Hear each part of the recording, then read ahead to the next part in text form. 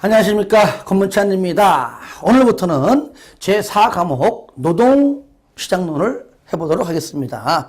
경제학 파트라 조금 어렵게 여기시는 분도 많이 있는데요. 하지만 직업상담사가 이 정도만큼은 알아야 한다, 그런 의미에서 내용이 나왔기 때문에 너무 깊이 있게 들어갈 필요 없습니다. 시험 위주의 문제를 통해서 그런 내용으로 여러분에게 같이 정리할 수 있도록 하겠습니다.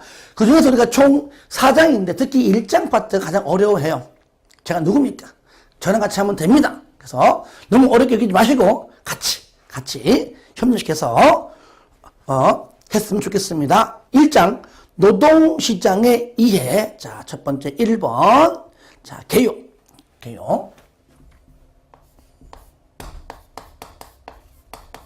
자, 첫 번째 노동 수요의 의의입니다. 노동 수요의 의의.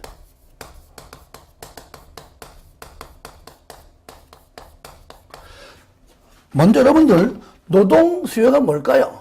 요거 의미를 우리가 알고 있어야 되겠죠. 노동 수요, 노동할 사람이 필요해요. 노동 공급, 노동을 공급해요. 이해됩니까? 그러니까 노동 수요는 기업, 사용자, 사장님이 기업의 입장에서 쓰는 용어이고요. 노동 공급은 누굽니까? 우리 구직자, 그죠? 노동을 공급해요.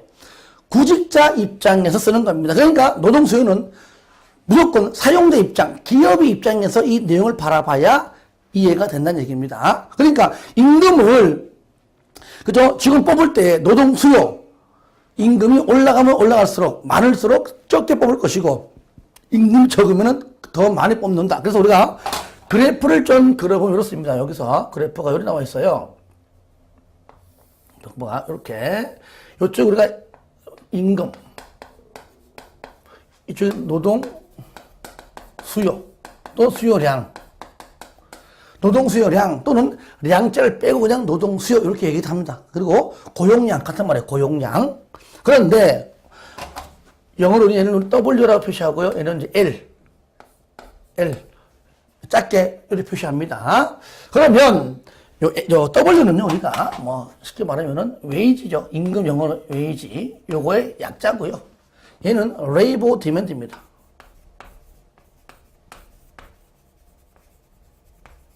그래서 L 또는 LD.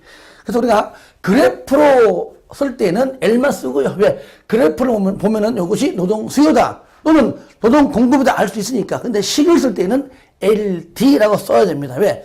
LS가 노동 공급이거든요. 레이버 서플라이. 자, 그러면 항상 그래프는 요런 식의 그래프가 나오겠죠. 그렇죠? 왜 그럴까요?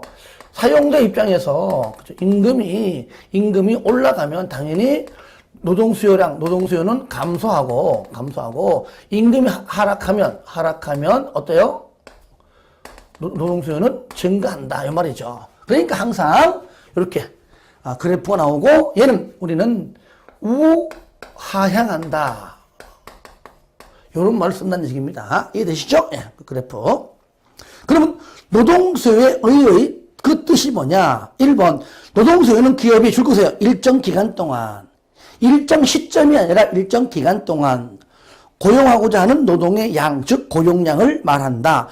여기에서 말하는 노동 수요는 유량의 개념입니다. 유량. 자, 우리가 이제 여기서요. 자, 유량이 있고 저량이라는 말이 있는데 영어로에는 이제 플로우라고 그러고요. 얘는 스탁입니다. 그래서 유량은 뭐냐? 얘가 일정 기간, 얘는 뭐예요? 일정 시점. 우리는 노동 수요는 바로 여기 위에 거, 요걸 말하는 것이지 얘를 말하는 것이 아닙니다. 무슨 말이냐? 만약 취업률이다. 그러면 언제부터 언제까지 일정 기간을 두고 말하는 거잖아요. 실업률 구할 때 마찬가지고요.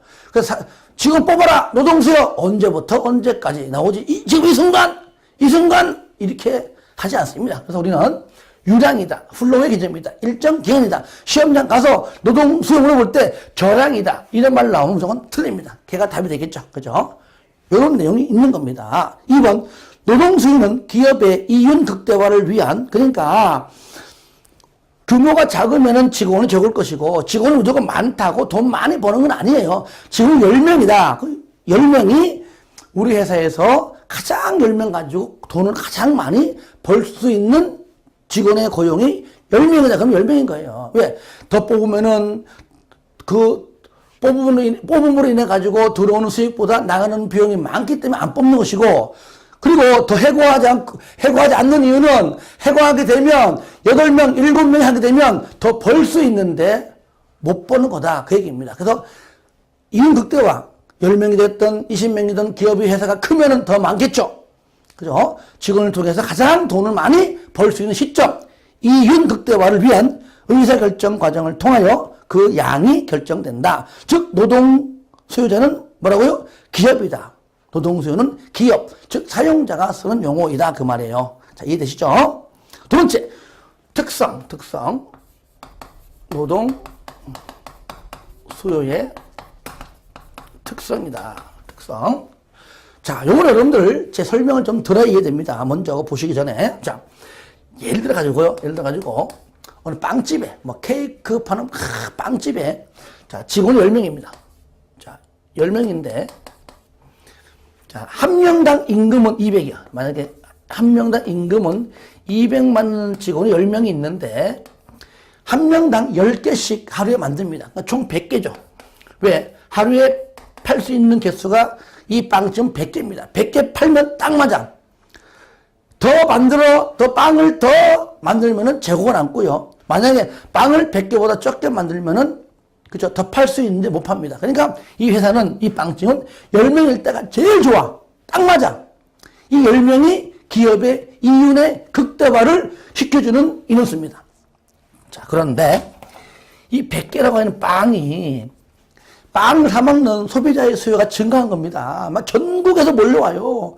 그러니까 하루에 다 팔던 빵이 오후 2시, 한두 시면 동 나는 겁니다. 동 나요. 자, 뭐 때문에? 빵이라고 하는 상품, 즉 상품에 대한 뭐요? 소비자의 수요가 증가했습니다. 이해되시죠? 빵을 사 먹는 소비자의 수요가 증가하다 보니까, 자, 이 빵집 사장은, 야, 안 되겠다. 이참에 빵을 더 만들어내야 되겠다. 그죠? 왜? 사람이 몰려오니까. 그럼 당연히, 그 다음 단계가 뭡니까? 야, 안 되겠다. 생산량을 어떻게 해요? 증가시켜야 되겠다. 그러면 생산량을 증가하기 위해서는 기존의 10명 가지고 안 된다. 왜 그럴까요? 현재 10명으로서는 100개밖에 못 만드니까. 딱 보니까 50개만 더 만들어내면 딱 맞겠다 싶다. 그러면 몇 명 필요합니까? 5명을 더 뽑아야 되겠죠. 그러니까 생산량을 증가해야 되기 때문에 생산량의 증가는 곧 뭘 가져온다? 그렇죠. 노동 수요의 증가를 가져온다. 그 말입니다. 이해되시죠? 그죠? 이것이 바로 결론적으로 뭐냐? 결국은 뭐냐? 상품에 대한 소비자의 수요의 증가가 결국은 뭡니까? 노동 수요의 증가로 이어졌다. 즉, 노동 수요의 증가로 뭡니까? 파생됐다. 그래서 파생수요. 하나 더. 노동 수요의 증가로 유발됐다. 유발수요. 자, 또 하나 있습니다. 빵을 직접 내가 사람의 수작업으로 만드는 빵도 있지만 어떤 빵은 기계로 찍어내는 빵도 있더라. 그러면 사람만 뽑아서는 안 된다. 사람을 뽑는과 동시에 기계도 사야 한다. 그 말이죠. 아시겠죠? 사람과 기계를 동시에 가야 된다. 같이 사야 된다. 결합됐다. 그래서 우리는 뭐라고요? 결합소입니다. 자, 이해되시죠? 그래서 상품에 대한 소비자의 수요가 증가가 노동 수요의 증가로 파생됐다, 유발됐다. 그 다음에 사람뿐만 아니라 기계도 같이 사야 한다, 결합수요. 요 세 가지 내용이 이렇게 나온다는 얘기입니다. 자, 하나 더 하겠습니다. 우리가 빵을 찍어내는 요소, 빵을 만드는 요소, 네 글자로 생산 요소입니다. 뭐라고요? 생산 요소. 생산 요소는 많습니다만은 특히 뭐가 있느냐? 먼저 노동이 있습니다. 사람이 노동을 통해 하기라고 또 하나 있습니다. 뭔가? 자본. 요 자본이 바로 방금 말한 기계. 그러니까 노동 말고 다른 생산 요소가 또 있다는 얘기입니다. 그래서 우리는 다른 생산 요소라고 얘기합니다. 사람 말고 노동 말고 기계. 즉 자본은 기계인데 바로 뭐라고요? 다른 생산 요소라고 부릅니다. 그리고 또 있습니다. 경영도 있고요. 토지도 있고 많이 있지만 우리 노동시장론, 노동경제학에서는 생산 요소가 뭡니까? 노동하고 자본만 딱 두 개만 있다는 걸로 가정하고 전제하에 출발합니다. 다른 건 없습니다. 노동이냐 기계냐 사람이냐 기계냐 그 얘기죠. 책 보세요. 이 중에서 다 중요하죠. 이 중에서 이제 파생소 얘가 제일 중요합니다. 파생됐다는 얘기죠.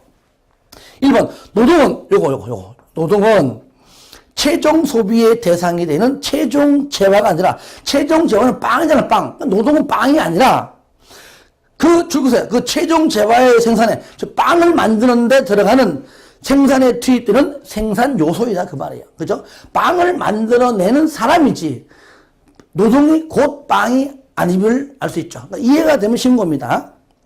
2번 쌍가리 2번 발표하세요. 기업이 생산한 상품에 대한 소비자의 수요는 요거죠. 상품에 대한 소비자의 수요는 노동 수요를 파생시켰다는 의미에서 뭐라고요? 파생 수요이다. 밑에 그 파생 수요가 뭐냐? 다 중요합니다. 파생 수요란 최종 생산물이 즉 여기서 말하는 빵이 수요자 즉 빵을 사 먹는 상품에 대한 소비자의 수요죠.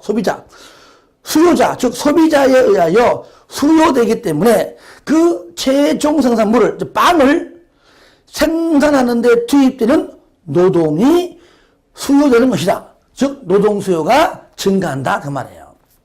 즉 생산 요소에 대한 수요는 네 글자 노동 수요는 다시 한번 얘기합니다. 생산 요소에 대한 수요는 한마디로 노동 수요는 기업이 생산한 생산물에 대한 수요에 빵을 사 먹는 그 상품에 대한 소비자의 수요 여기에 의존할 수밖에 없다는 겁니다. 왜? 증가하면은 노동수요는 증가하고 오히려 감소하면은 노동수요는 감소한다는 얘기죠.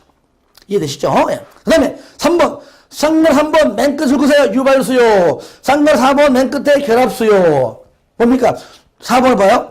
노동수요는 다른 생산 요소 요게 바로 자본이고 기계입니다. 기계.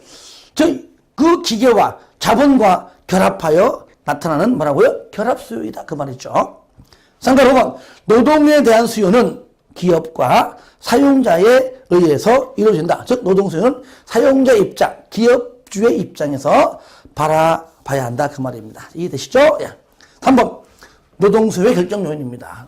3번 바로 넘어갑니다.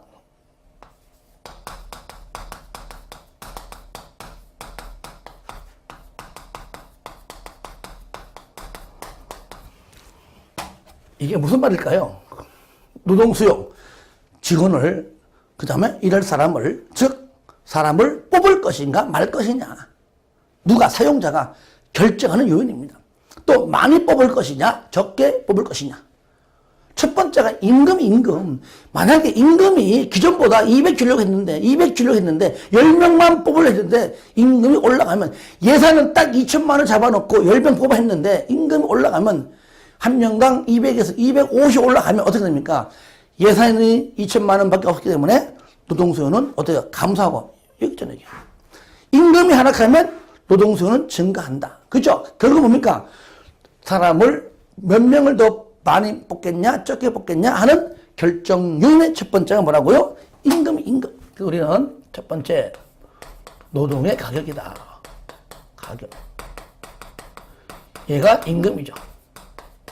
두 번째가 뭐냐? 다른 생산 요소의 가격입니다. 다른 생산 요소의 가격. 얘가 뭐죠? 자본, 즉 기계. 그러니까 야 사람 뽑지 말고 이제 우리가 기계 사자. 기계 몇 천만 원짜리 기계 사. 한다면 그 기계 값이 너무 비싸면 올라가면 너무 비싸다. 그냥 사람 뽑아. 노동수요는 증가합니다. 근데 값이 기계가 야 많이 싸졌네, 싸네, 이참에 기계 사.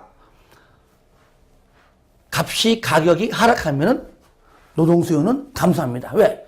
기계를 더 많이 사야 되기 때문에 그러죠. 얼마든지 노동 수요, 사람을 얼마만큼 뽑을 것인가 하고 하는 노동 수요의 결정 요인이 바로 다른 생산 요소의 가격과도 연관성이 있다 그 말이죠. 세 번째 예입니다. 이미 설명했었죠, 그죠? 상품에 대한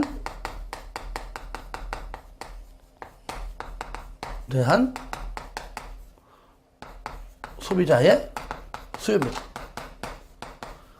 증가하면 노동 수요는 증가하고 감소하면 하락한다 그 얘기죠. 네 번째, 노동의 생산성입니다.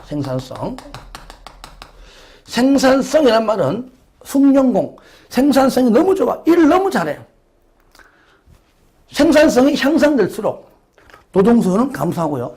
생산성이 하락될수록 증가하면 무슨 말이냐? 만약에 3명이 있는데 한 명당 임금이 좀 200이에요. 근데 일을 못해. 3명이 해야 돼. 어떤 분량을. 근데 생산성 높은 숙련공들은요, 2명만 있어도 3명이 할 일을 하는 거예요. 이해됩니까? 근데 똑같이 200 안 주고, 오히려 더 250만원씩 2명 주면 500이고, 못하는 사람 3명은요, 200만원 주고 3명이 해야 할 일을 똑같다는 얘기입니다. 이게 더 유리한 겁니다. 3명에 나가는 비용 600, 얘는 500이면 돼요. 그러니까 오히려 뭡니까? 일 잘하는 사람, 생산성이 좋은 사람, 숙련공일수록 노동 수요는 감소한다는 얘기입니다. 그것이 더 유리하기 때문에 그렇죠. 그 얘기고요. 그 다음에 5번째,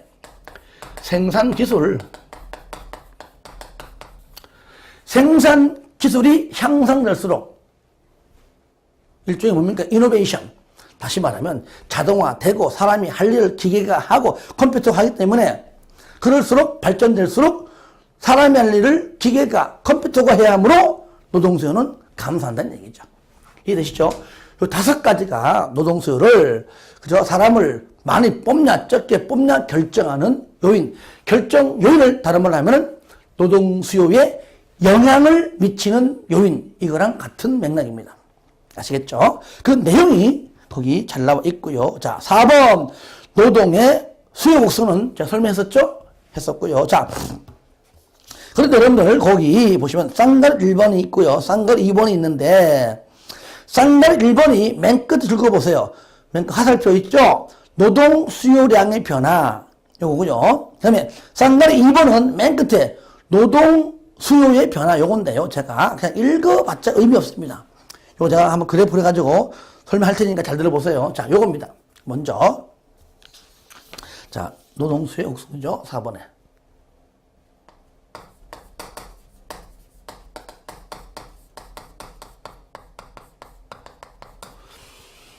요거 곡선은 이제 여기 했지만 그래도 여기서 노동 수요량의 곡선 내용, 노동 수요 량장은 빠졌죠. 자, 잘 보세요. 여기다가 그래프를 두어드립니다.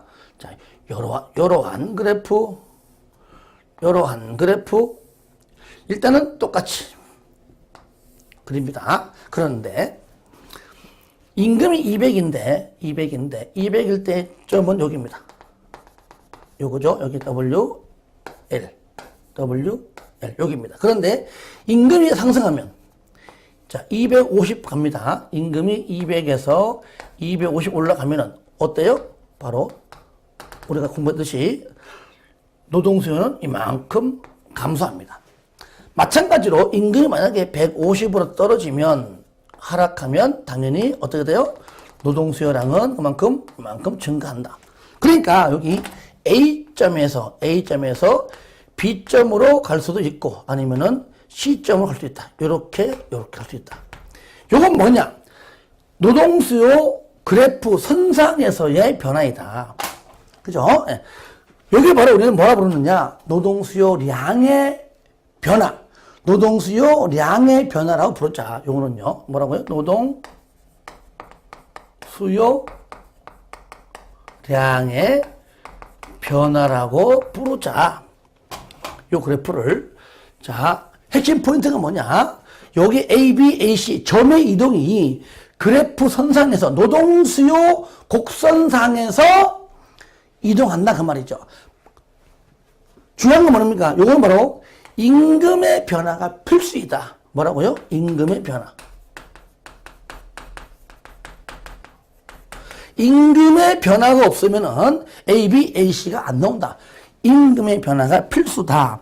얘가 바로 여기 결정 요인에서 1번 요거에 해당하는 그래프가 얘 그래프다 그 얘기예요. 자, 그럼 나머지는 뭐냐? 그런데 중요한 건 뭡니까?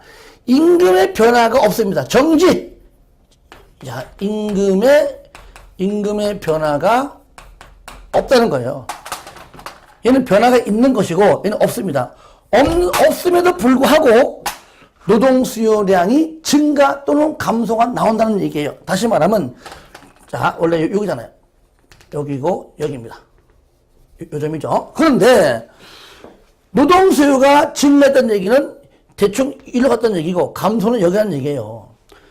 근데 임금의 변화가 없고 여기가 정해져 멈춰 있습니다. 그러면 요 곡선상에서 그리면은 요 점은 여기를 말하는 것이고 요 점은 여기를 말하는 거다. 그죠? 요 점에서 여기로 가고 요 점에서 여기로 갔다는 얘기죠. 이게 무슨 말이냐?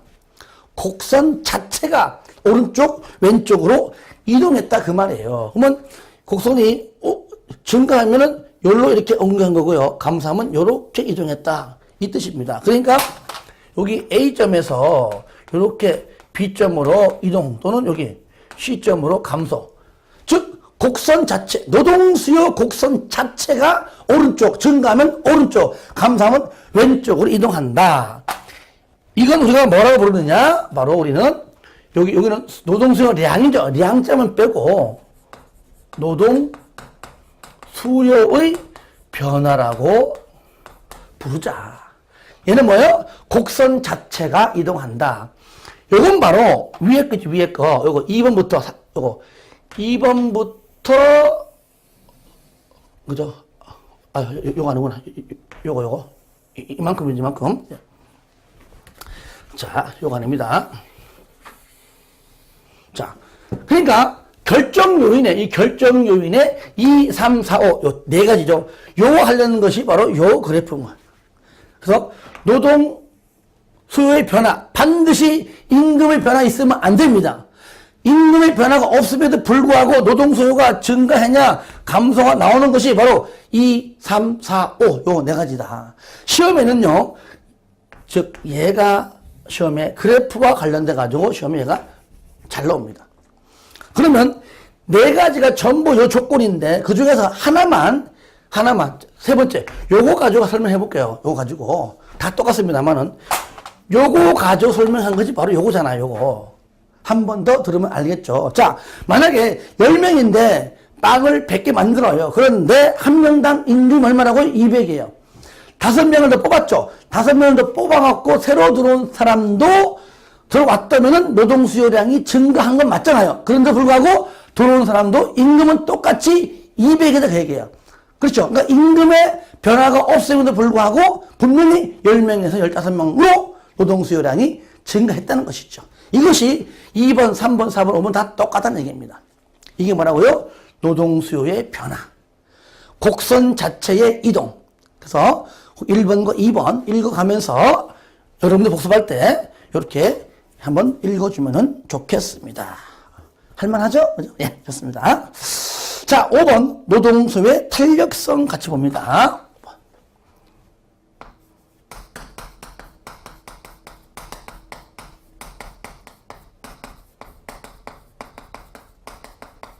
자, 탄력성이다. 탄력적이다. 우리가 이제 elasticity라고 부릅니다.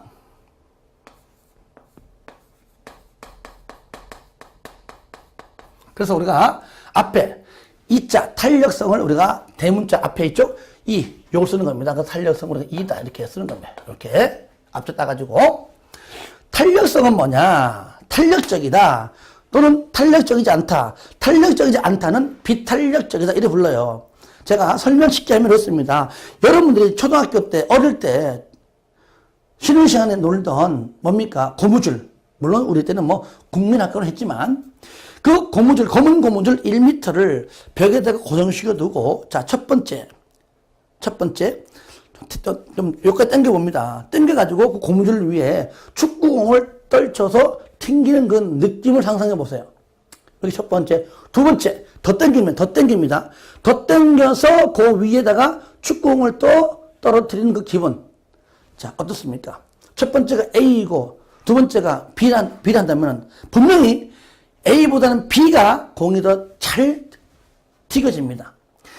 잘 튀겨진다는 그것이 바로 탄력적이다. 그겁니다. 자, 그러면 고무줄을 당길수록, 그죠? 당길수록, 다시 말하면은, 이거를 우리는 단어만 하면은, 장기적일수록, 길다. 그러니까, 0에서 멀어질수록, 장기일수록, 당길수록 탄력적이고, 반대로, 0에 가까울수록, 단기적일수록 비탄력적이다.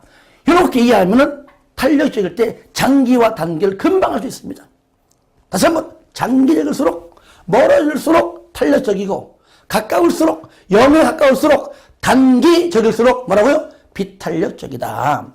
먼저 공식이 있는데요. 자, 노동수의 탄력성 있죠? 이 공식 있어요. 공식이 있는데.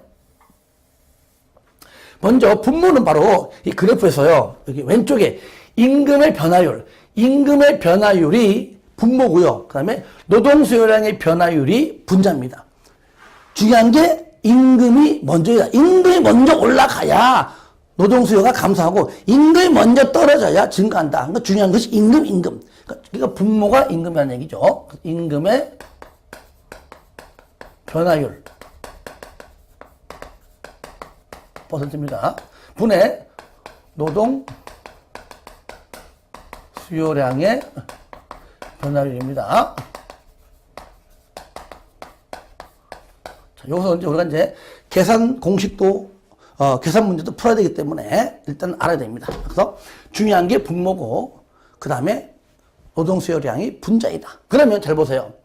분자가 더 클수록 임금의 변화율보다 노동 수요량의 변화가 더 크다면 무조건 탄력성 2는 1보다 큽니다. 근데 임금의 변화율이 더 크면은 무조건 1보다 작습니다. 마지막, 임금의 변화율과 노동 수요량의 변화율이 같으면은 항상 만약 5다. 그러면 5분의 5는 1이다 1. 분자가 더 크면 5분의 7이면 무조건 1보다 크고, 분모가 더 크다. 5분의 3이다. 그럼 무조건 1보다 작다는 얘기입니다. 이해되시죠? 그죠? 그래서 우리는 임금의 변화율과 노동 수요량의 변화율은 그래프 선상에서의 길이, 요걸 따지는 겁니다. 자, 그러면 우리가 이제 잠깐만 얘기하면 그렇습니다. 변화율이, 이제 계산 문제 풀 때는 그렇게 하고, 먼저 우리가 탄력성에 관한 내용을 잠깐 보겠습니다. 그래프를 이해를 하면은 우리가 좀 더 쉽게 접근할 수가 있어요. 자, 여기 있습니다. 이쪽이 이제 W, 이쪽이 이제 L입니다. 정사각형을 가지고 정확하게 반 잘랐습니다. 그것이 만약에 요거라고 가정합시다. 정확하게. 그리고 그 기준점이 여기입니다. 임금 여기고요. 여기고 딱 하니까 임금의 점에 자, 여기죠. 그죠? 여기가 이제 W 제로. 여기는 L 제로입니다. 임금이 올라갔습니다. 올라가면 떨어지겠죠. 어때요?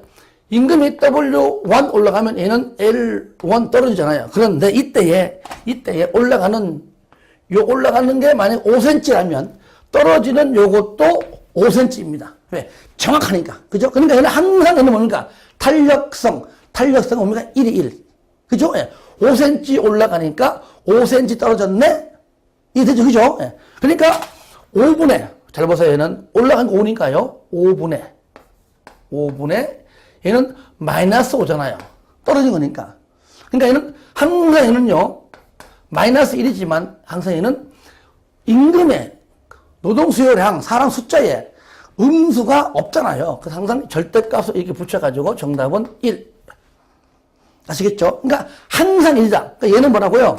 얘는 항상 여기 2가 얼마라고요? 1이다. 우리는 단위 탄력적이라고 부르자. 자, 그래프를, 자, 이제 기준점이 요겁니다. 기준점이 이제 요거요. 그리고 우리가요, 여기 올라간, 임금에 올라간 폭, 즉, 임금의 변화율은 어떤 형태든 간에 다 똑같이 하겠습니다. 그래야지만 노동 수요량의 변화를 알 수 있는 거잖아요. 그죠? 자, 그러면 이것을 요 점에서 출발해서 일단은 약간 눕혀봤습니다. 이렇게 왼쪽으로, 이렇게 눕혀봤어요. 이렇게 했습니다. 그러면 요 점에서, 그죠? 올라간 겁니다. 임금에 올라간 거는 5cm랑 똑같아요. 근데 노동 수요량의 감소폭이 어떻습니까?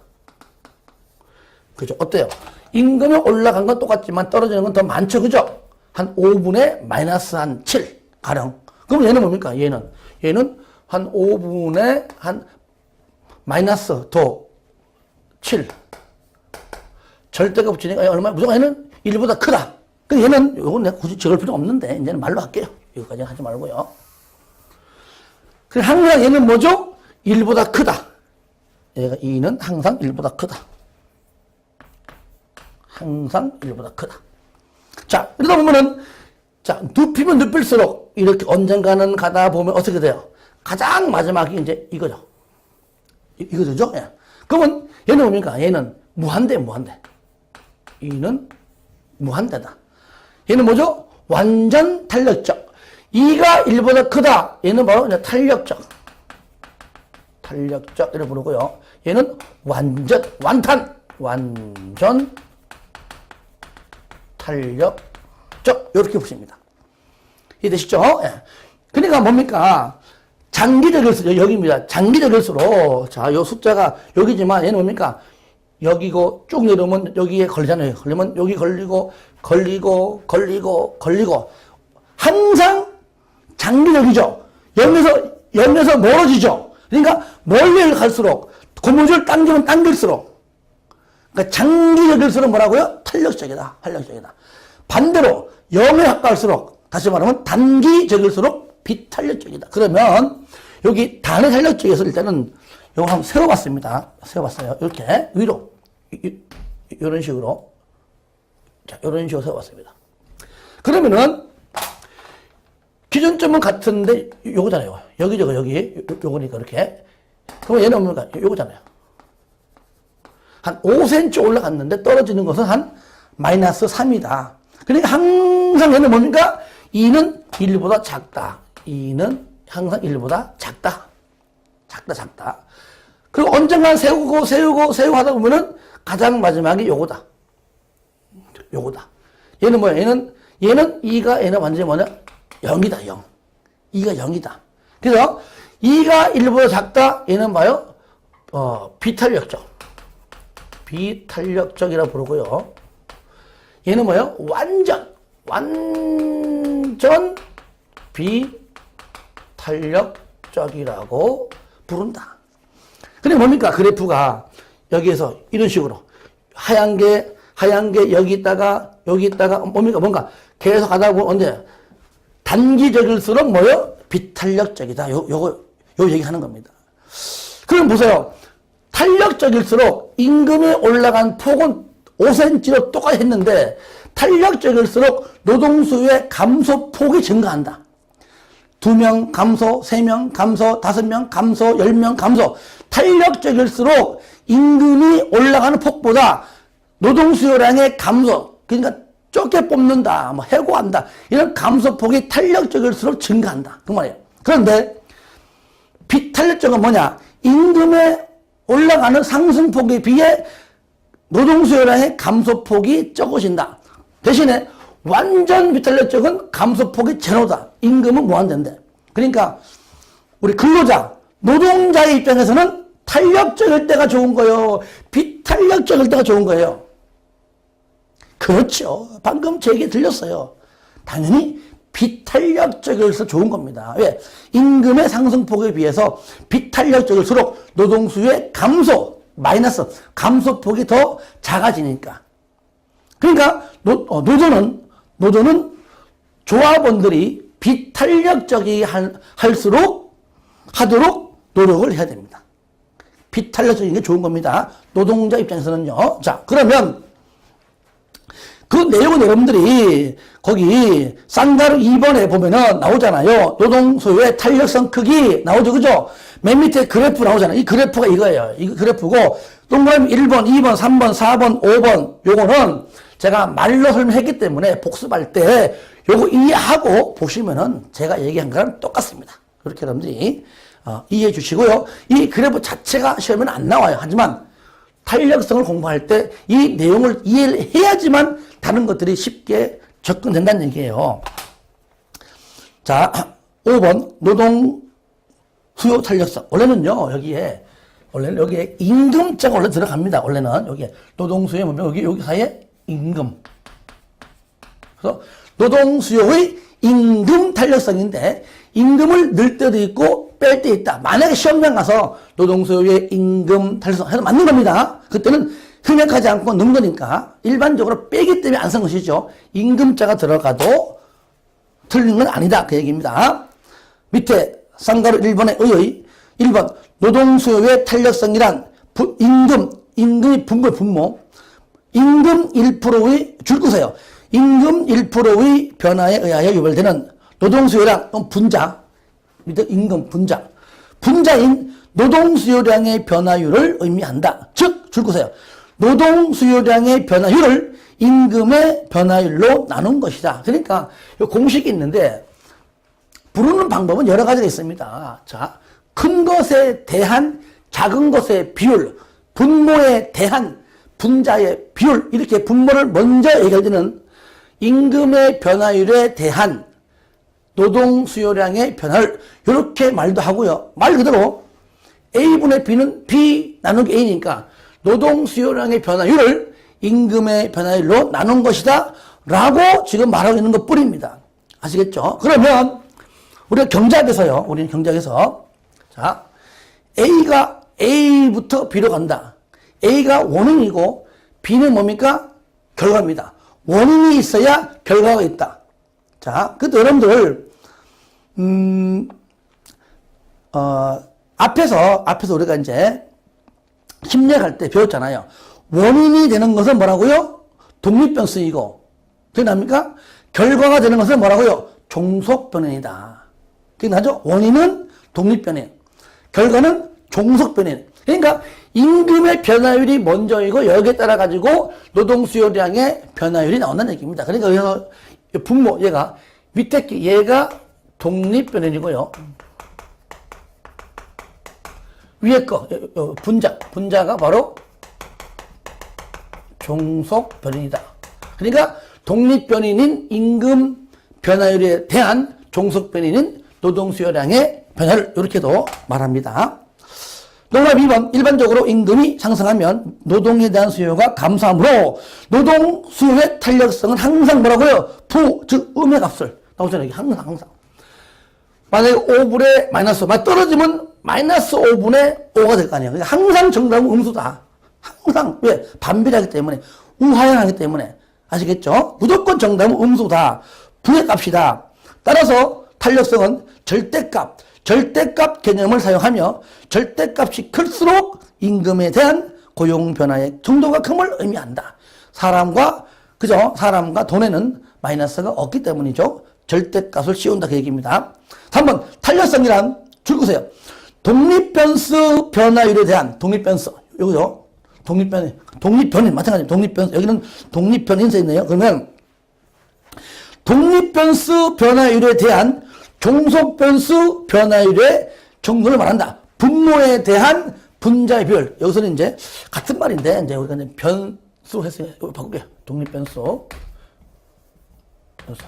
같은 말입니다. 자, 그러니까 분모에 대한 분자의 비율입니다. 그러니까 독립변수 변화율에 대한 종속변수 변화율 같은 말이죠. 따라서 노동수요의 탄력성이란 줄 겁니다. 줄 거요. 독립변수인 임금의 변화율에 대한 종속변수인 노동수요량의 변화율을 의미한다. 왜 강조하느냐? 이런 내용들이 지문에 나온다는 얘기입니다. 시험 문제에. 여러분 몇 번 강조했지만 항상 공부할 때 문제집을 같이 보면서 공부하시기 바랍니다. 그래야 공부가 잘 돼요. 내용 정리 다 하고 공부 다 하고 문제 봐야지 하지 말고 처음부터 문제집 펼쳐놓고 난 다음에 아 이런 문제 이렇게 나오는구나 하면서 같이 병행하면서 하면 더 효과를 올릴 수가 있습니다. 그래서 그리고 그렇게 할 수 있도록 내가 문제집을 만들었기 때문에 단원별로 다 해놨습니다. 공부하기 편하게.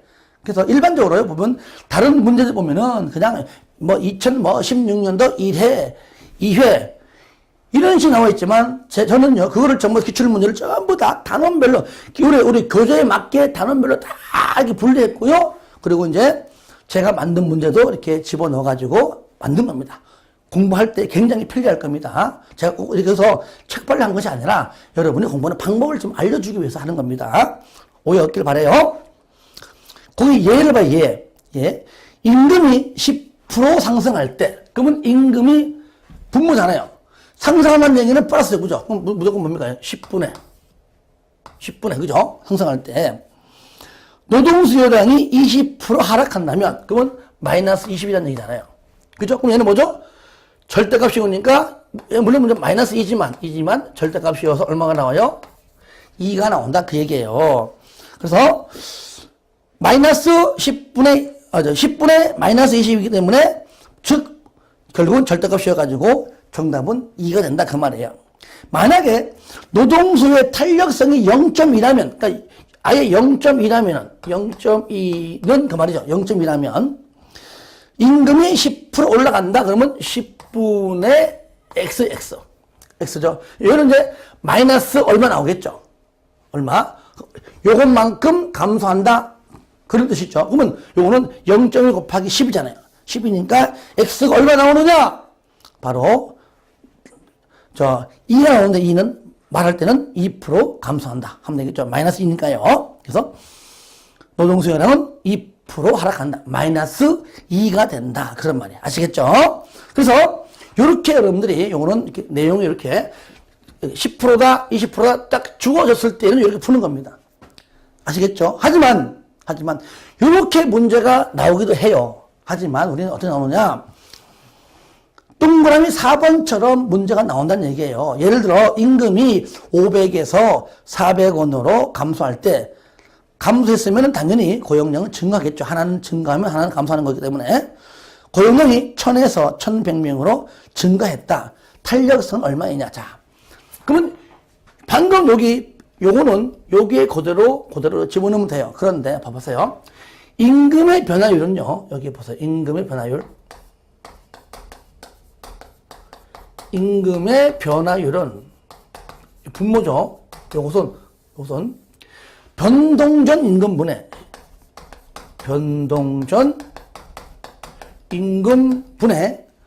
임금의 변동분입니다. 임금의 변동분 곱하기 100이고요. 자, 두 번째 노동 수요량의 변화율 분자죠. 요건 어떻게 구하냐면은 변동전 노동 수요량분의 노동 수요량의 변동분 곱하기 100입니다. 자, 방금 말한 아예 요건 말고 그대로 그냥 뭐 이렇게 주어졌을 때는 그대로 대입식에 풀면 돼요. 이렇게도 문제가 나옵니다. 거기 위에 있던 요 표시는요, 기출 문제입니다. 이미 이렇게 나왔기 때문에 이렇게 나온다. 그래 풀고 이런 식으로 나올 때는 이렇게 풀어야 됩니다. 방금 4번처럼. 그러니까 임금. 현재 임금은 여기 말한 위에 보세요. 여기 임금의 변화율은 감소했죠. 500에서 400으로. 여기는 500에서 현재 400으로. 자, 노동 수요량의 변화율은 얼마에서? 1000에서, 얘는 1000에서 얼마로? 1100으로 했다. 그 말이에요. 그럼 변동적 임금은 뭘 말하는 겁니까? 임금은 500 얘를 말하는 것이고, 변동분은 얼마입니까? 500에서 400 얼마입니까? 100인데 마이너스 100이죠. 마이너스 100. 그렇죠? 자, 그러면 변동전 노동수요량 얼마입니까? 1000이고요. 노동수요량의 변동분은 얼마냐? 1000에서 1100이니까 100이죠, 100.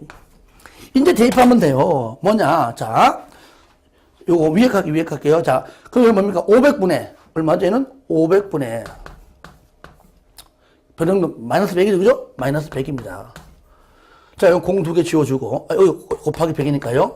공 두 개 지워주고, 그러면 결국 100이잖아, 100. 올라가니까. 그러니까, 500분의 100. 공 두 개, 이렇게 하니까요. 그러니까, 5, 20. 그죠? 마이너스 20이다. 그러니까 마이너스 20이니까 절대값 씌워서 얘는 얼마 가 돼요?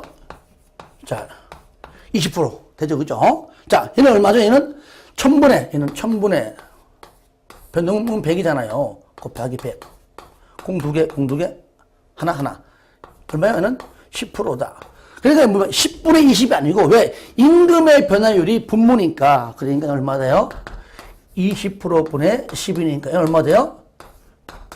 0.5가 된다. 정답 0.5라는 얘기예요.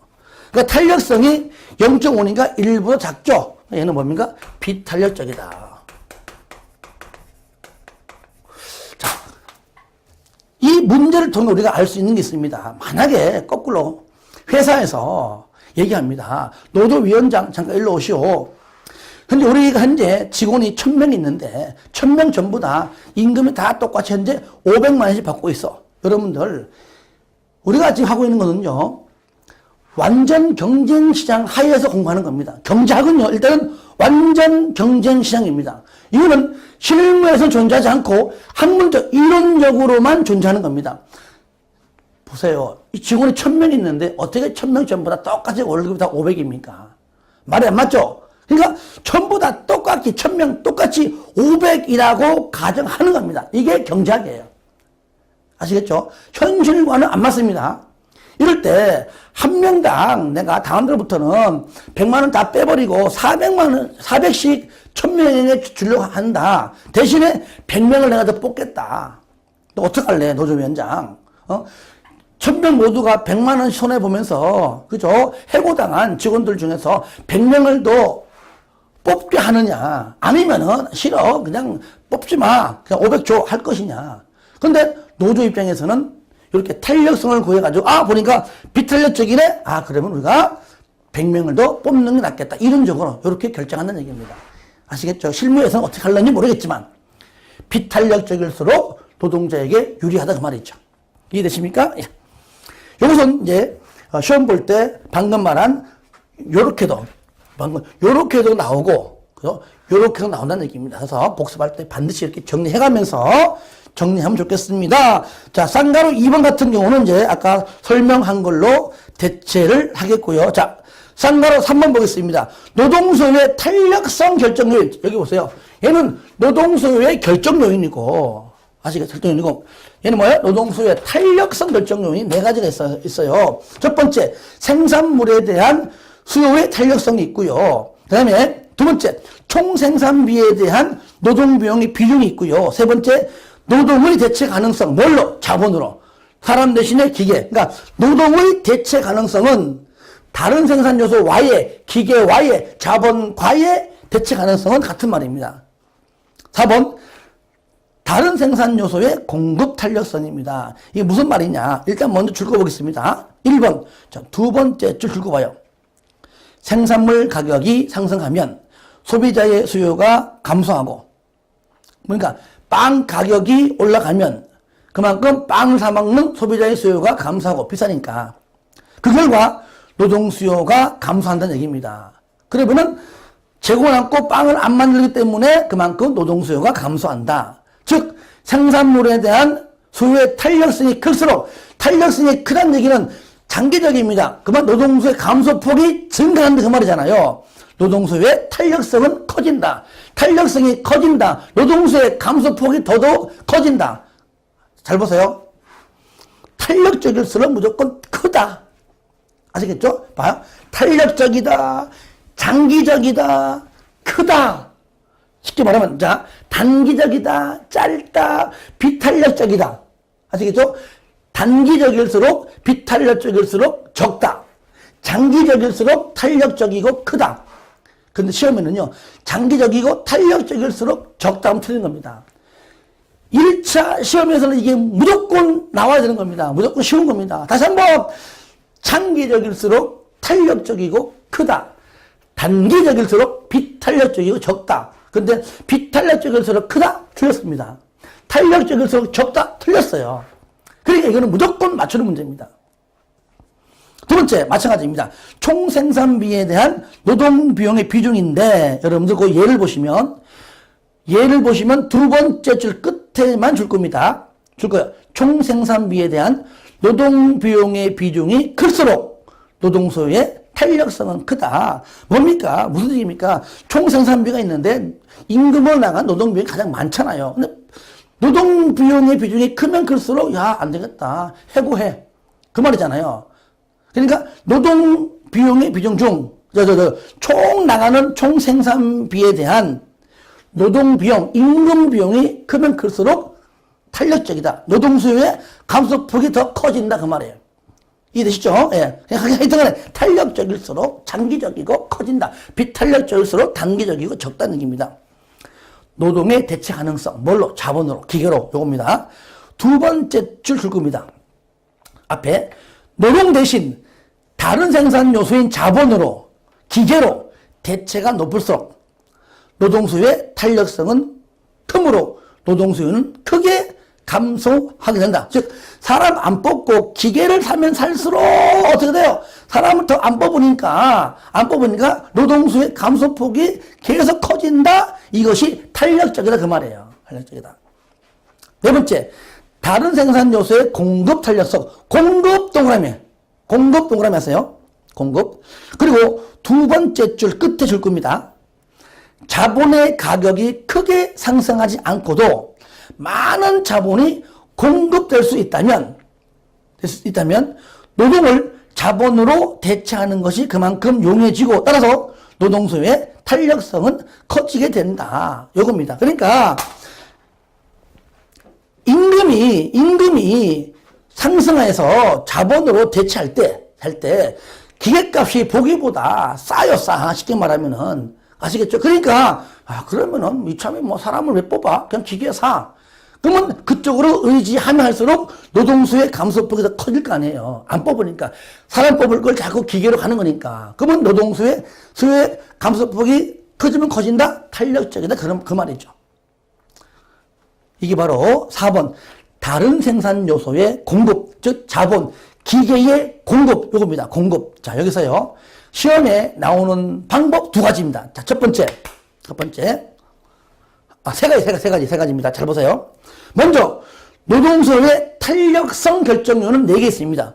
첫 번째 뭐라고요? 생산물에 대한 수요 탄력성. 두 번째, 총생산비에 대한 노동 비용의 비중. 세 번째, 노동의 대체 가능성. 다른 말로, 다른 생산 요소 Y의, Y자가 빠지면 틀립니다. Y의 대체 가능성. 그 다음에 4번에, 다른 생산 요소의 공급 탄력성. 이 4가지잖아요. 다음 중 노동소의 탄력성 결정 요인이 아닌 것 하면 정답은 노동 공급의 탄력성 결정 요인이 있습니다. 근데 노동 공급의 탄력성 결정 요인은 굉장히 많아요. 그러니까 요 4가지만 알고 있으면 요 4가지 중에 여기에 해당되지 않으면 걔가 답이고요. 반대로 노동 공급의 탄력성 결정 요인이 아닌 것 하면은 답은 이 4개 중에 있다 그 얘기죠. 아시겠죠? 그리고 요 4개는요, 2차 시험에서도 나오기 때문에 아예 공급 탄력성보다 요걸 더 공부를 하는 게 좋습니다. 이게 첫 번째고요. 두 번째, 요게 1번, 2번, 3번, 4번이 그대로 나옵니다. 나오는데, 동그라미 4번에요. 다른 생산 요소의 공급 탄력성인데, 공급 대신에 수요 탄력성 해가지고 틀리게 합니다. 공급 동그라미 하시고, 수요 X. 왜냐면, 말이 다른 생산 요소, 자본, 기계를 공급한다 그 말이잖아요. 그러니까 공급을 수요로 바꿔내는 방법. 두 번째. 세 번째 뭐냐? 내가 그래도 설명했잖아요. 줄 끈 거. 장기적일수록 탄력적이고 크다. 그러니까 정리합니다. 장기적일수록 노동수의 감소폭이 굉장히 커진다. 이것이 탄력적이다. 장기적이다. 크다. 비탄력적일수록 노동수의 감소폭이 적어지고 작다. 이게 단기적이다. 비탄력적이다. 노동수의 감소폭이 적다. 그래서 요 내용이 가장 중요하다. 요것만 알고 있으면은 여기에 나오는 문제는 다 풀 수 있다. 여러분 항상 끝난 다음에 단원별 문제 풀어볼 때 문제 풀어보고 양이 부족해 그러면 반드시 문제점 있는 내용 같이 평행해서 풀면은 좋은 결과 나올 거라고 봅니다. 이렇게 알고 있으면 여기서는 만사 오케이. 그래서 여러분들 밑에 보시면은요 노동소유의 탄력성에 관한 힉스 마샬 법칙이 있는데 바로 위에 있는 내용을 다시 정리한 겁니다. 힉스 마샬인데 먼저 뒤에 마샬이 이 네 가지를 일단 검토했다가 나중에 이거를 체계화시킨 사람이 힉스예요. 밑에 노동소유의 탄력성을 결정하는 네 가지 요인을 우리는 뭐라 한다고요? 힉스 마샬 법칙으로 한다 하고 밑에 하나 둘 셋 네 가지 있죠? 요거 딱 끝난 다음에 읽어보시면은 내가 설명한 내용이 다 들어있습니다. 위의 내용을 간략하게 정리한 겁니다. 아시겠죠? 예. 그래서 이번 시간은 여기까지입니다.